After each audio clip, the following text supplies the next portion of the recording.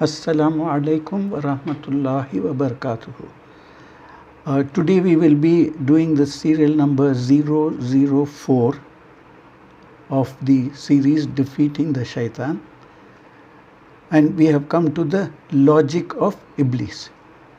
Innal hamdulillah nahmaduhu wa nasta'inuhu wa nastaghfiruhu wa nu'minu bihi wa natawakkalu alayhi ونعوذ بالله من شرور أنفسنا ومن سيئات أعمالنا من يهده الله فلا مضل له ومن يضلل فلا هادي له ونشهد أن لا إله إلا الله وحده لا شريك له ونشهد أن محمدا عبده ورسوله.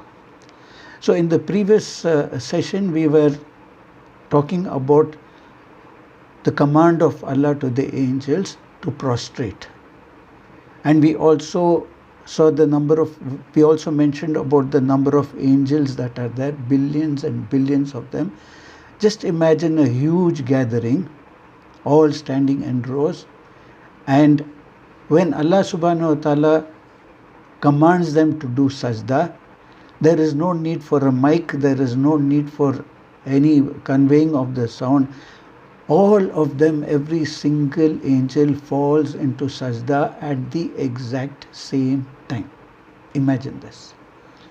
And in this scenario, how awkward it would look if all the angels have prostrated and one individual, Iblis, does not do it. He didn't have any type of a shame when he saw the angels. Allah mentions in the Quran, Surah Sa'd, Surah number 34, Ayah 74, except Iblis. He was proud and was one of the disbelievers. Just observe the depth of the words. He was proud and was one of the disbelievers. He became arrogant. Why is his refusal to make sajda considered as an act of disbelief? He didn't refuse to pray to Allah. He just refused to do that one sajda which Allah Ta'ala had commanded him to do. Now, when we pray, doesn't it mean we are obeying the direct command of Allah? Yes, of course, we are. But it was not the shaitan's arrogance alone that applied here, but something specific, which is the way he responded to Allah. In Surah Al-A'raf, Surah number 7, Ayah 12, Allah said, "What prevented you, O Iblis, that you did not prostrate when I commanded you?" Iblis said, "I am better than him." That's Adam. "You created me from fire, and him you created from clay." Not only did he refuse the direct command of Allah, he feels that Allah is wrong in telling him to do sajda. This is disbelief. Now, let us ask ourselves, yes, we also do our salah, we do sajda, but at the same time, are we picking and choosing from the commands of Allah? We obey some of His commands and we just set aside some of His commands. Do we follow His other commands on how to lead our daily lives?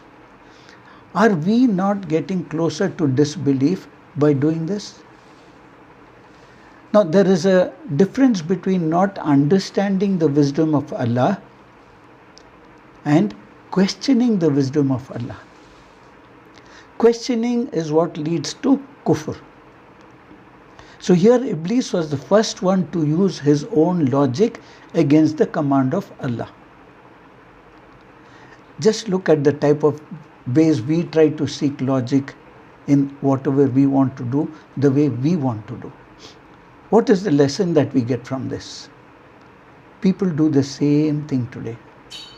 It is one thing not to fulfill an obligation due to weak iman or laziness, and totally another thing to say, I don't get it, I don't understand it, therefore I don't have to do it. I don't see any logic in this. Now, shaitan's reasoning, fire and clay, His reasoning was flawed and faulty, saying that fire is better than clay. There are so many ways in which clay is better than fire.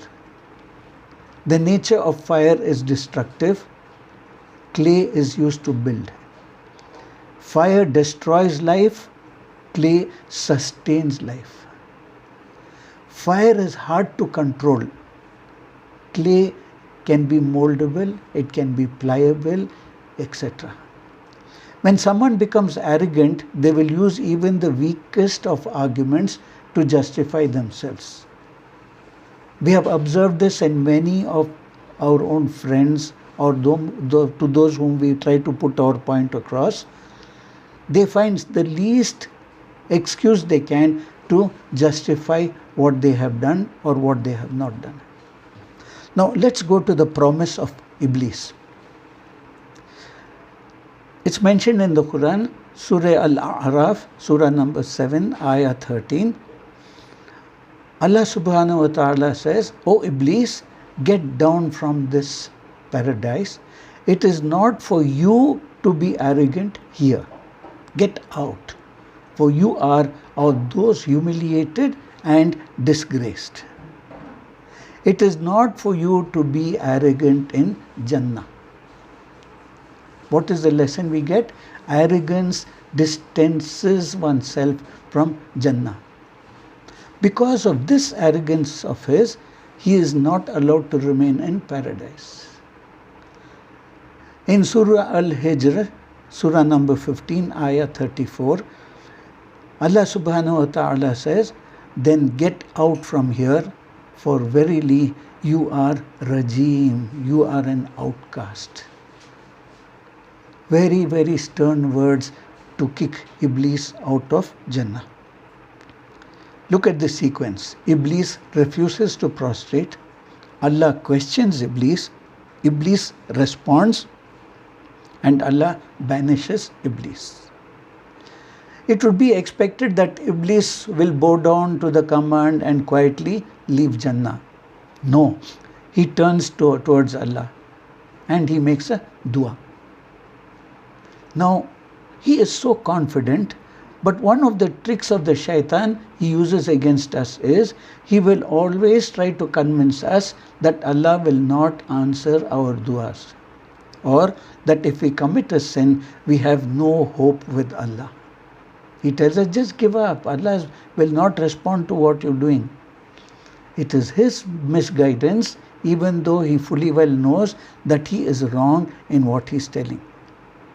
He himself knows that even though he did an act of kufr, he was arrogant, still he knew that Allah can respond to his call. He says in Surah Al-Hijr, Surah number 15, Ayah 36, "O my Rabb, give me then respite till the day they will be resurrected." He had the nerve to ask Allah to keep him alive after all that he had done. Reprieve me until the day they are resurrected. The they refers to mankind. What is the lesson we take from this? If we have any doubts about Allah, that doubt arises only through the shaitan. He did not doubt, but he makes us doubt. Allah subhanahu wa ta'ala responded, Surah Al-A'raf, Surah number 7, Ayah number 15, "You are of those allowed respite." Immediately after that, he begins to threaten the children of Adam and reveals his plans.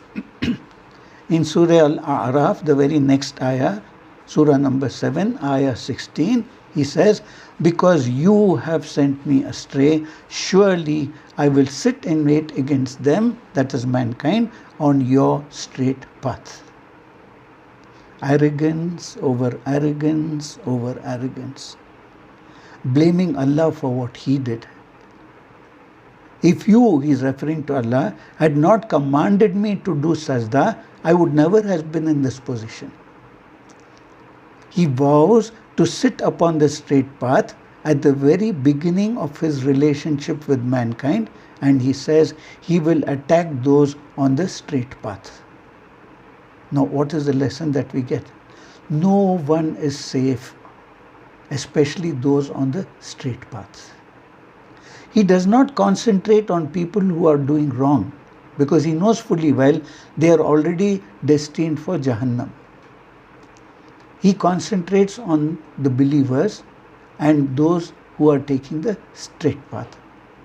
And he tries his best to take them out of the straight path. Surah Al-A'raf, Surah number 7, Ayah 17. The next ayah is, then I will come to them from before them, that is from the front, and behind them, from their right and from their left, and you will not find most of them as thankful ones. He says he'll come from the front, he'll come from the behind, he'll come from the right, and he'll come from the left, and he says you will find most of them ungrateful. We will discuss on this ayah in detail as we move on. But one thing we must understand, the lesson we should take from here is that we are surrounded by his tricks, by his deceptions. But yes, of course, inshallah, we have the means to protect ourselves. Now, how many people actively protect themselves from the shaitan? Knowing he is an enemy, will you not make every effort to find out or to see that the enemy does not take advantage of you? How active are you in this? We have our daily plans right from the morning to the time we go to bed for the various duties that we do during the day. Do we have any special plan for protection from the shaitan during the day? We may say yes, we have the 5 times salah. But for the times between the salah, when you're working, when you're doing other things, that is when the shaitan will keep misleading you. He keeps tricking you into doing certain things which are not right. So have you provided a plan for yourself that while you are doing your regular work, how is it that you're going to protect yourself from the shaitan? Now we come to one of the most important aspects, the shaitan's obsession with comparison. The story goes back to Adam alayhi salam. When Iblis refused to do sajda, Allah asked him why. He responds, I am better than him. Comparison. But then just saying you are better than another is not enough. You have to qualify what makes you better. The shaitan gives his own rationale, which has nothing to do with this accomplishment. His history, all the time that he spent in worshipping Allah. And finally he says, you made me from fire, you made him from dirt. Obviously, I am better. Now, let us look into one of the reasons why the Prophet ﷺ and his message was rejected by the Quraysh. The primary reason for the leaders of the Quraysh to reject the Prophet ﷺ was that he did not belong to the elite class. The Quran, Surah Az-Zukhruf, Surah number 43, Ayah 31 mentions, and they say, why is not this Quran sent down to some great man of the 2 towns? They are referring to Makkah and Taif, which were the greatest towns at that time. If a person was a millionaire and politically influential, people would readily listen to such men. The Prophet ﷺ was not a tribal leader. He did not have massive wealth under his thing. His family members who were influential had all passed away except for his uncle Abu Talib. What about the other prophets? The prophets who came before the Prophet ﷺ? The other prophets, some of them were from the leadership. But then how were they treated? Surah Al-Hud, ayah number 27. The chiefs of the disbelievers among his people said, we see you but a man like ourselves. Nor do we see any following you, but the meanest among us, and they too followed you without thinking. We do not see in you any merit above us. In fact, we think you are liars. They have a feeling that people who are homeless, farmers, street workers are the ones who are accepting the messages of the Prophet. I am a governor, I am a millionaire. You can't expect me to have dinner with the janitor. Can we not meet in some separate place so I can talk to you separately? I don't want to mix with these people. Imagine this attitude of these people. Another purpose for rejecting the message of truth was because of who someone is. Take the example of Musa alayhi salam. He was raised in royalty, he was raised as a prince, and he was in the court of Fir'aun. But still Fir'aun rejected him. Not because of his race, not because of his economic class, but for the simple reason that he used to stutter and fumble on his words sometimes. Can you imagine? This is the reason Fir'aun said he is better than Musa. People have rejected, diminished advice from those who try to tell them the truth just based on the thinking that they are better than them.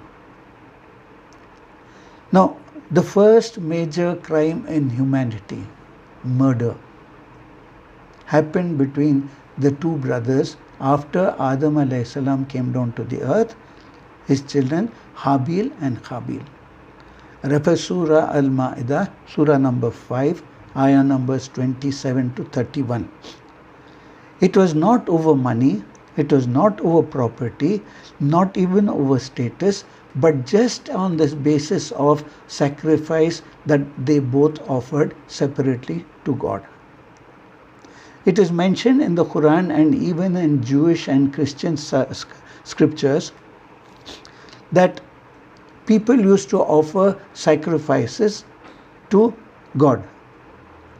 And when any of these sacrifices was accepted, a flame would be sent from the sky and it would be consumed, which showed that this sacrifice is accepted. So one of them offered a sacrifice, the fire consumed it. The other offered a sacrifice, it was not consumed by fire. So see, it was just a sacrifice. This was enough for one of them to say, I am going to kill you. It doesn't make any sense, but that is just what happened. So it is Allah who decides who is better and who is worse. But when you and I forget that all of us are Allah's creation and our focus is comparing ourselves to others, and we keep thinking who is better and who is worse, that is exactly what Iblis wants us to occupy ourselves in. He wants us to be like him, comparing himself with another creation. It is not just about someone else, not about how we are created, but we also compare universities from where we graduated, the degrees obtained. I have a degree, that person is only a taxi driver. When proposals come, the comparison starts. Look at the job, I'm better than him. Look at the place where they come from. Look at the color of their skin. These are many of the things that we almost every day adopt without realizing in which direction that we are going. So we'll stop for today and we'll continue on this comparison aspect in the next class, inshallah. Allahumma inna nas'aluka imanan mustaqima wa fadlan da'ima wa nazar ar-rahma wa ilman nafi'ah wa akhlan kamila wa qalban munawwara wa tawfiqan ihsana wa tawbatan nasuha wa sabran jamila wa ajran azima wa lisanan dhakira व बदनन साबिरा व रिज़्क़न वासिआ व सय्यम मशकूरा व ज़ंबम मग़फ़ूरा व अमलन मक़बूला व दुआअम मुस्तजाबा व जन्नतुल फ़िरदौसी नईमा बिरहमतिका या अरहमुर राहिमीन आमीन या रब्बिल आलमीन। अस्सलामु अलैकुम व रहमतुल्लाहि व बरकातुहू।